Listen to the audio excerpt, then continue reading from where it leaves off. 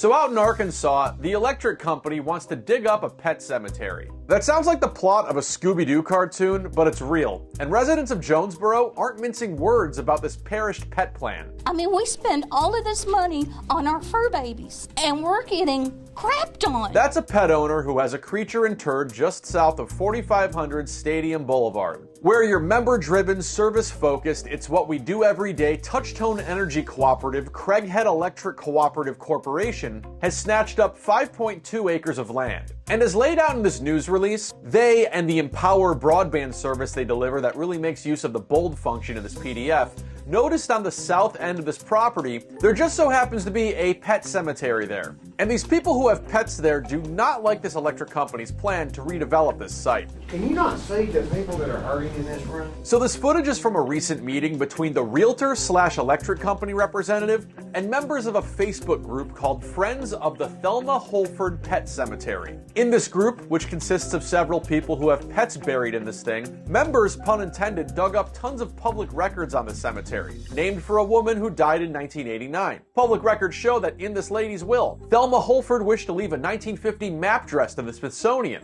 her ironing board to Sharon Bond, and if all debts were paid and money was left, to establish the Thelma Holford's Friends, to be used to bury dogs. And apparently just dogs. As she continued in the will, I don't want any cats buried there. As noted on this blog, Thelma was something of a town eccentric. That's her in a human cemetery, not an animal cemetery, in a monument she designed of herself and her dog, that local news says was crafted from marble from the same Italian quarry used by Michelangelo. Though as that blog states, she had the thing shipped back to Italy and redone because the first one made her dog look like a horse. In 2010, some vandals toppled poor Thelma like a statue of Lenin and caused more than 70 grand worth of damage to her. But according to findagrave.com, it was restored in 2012. But this whole thing ain't about Thelma Holford. It's about Thelma Holford's friends. March 15th, April 15th, and May 15th.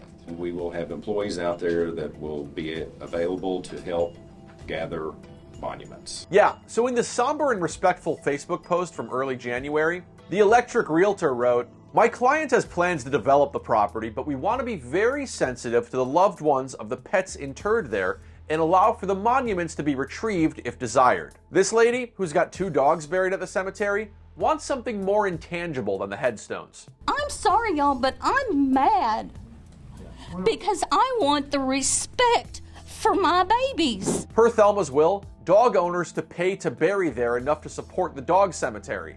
And this family paid good money for a whopping 15 plots, with 6 animals presently buried on site. $90 per plot. 90 per plot.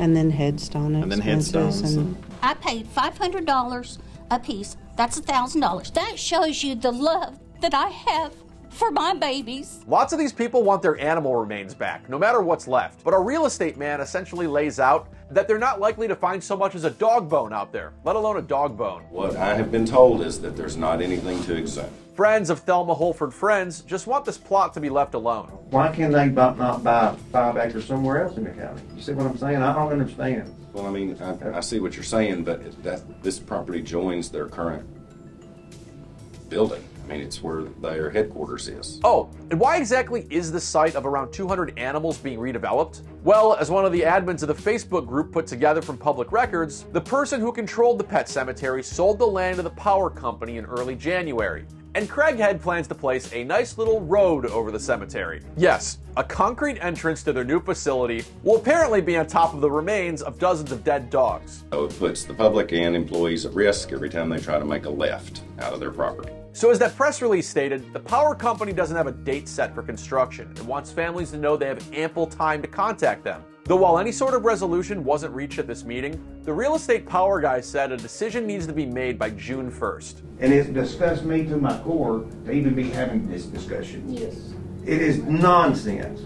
There is no excuse for it. There is nothing but pure greed, and that's it. Local news reports community members plan to take this fight to a city council meeting in early February. And Thelma Holford herself couldn't be reached for comment as she's been dead for 34 years.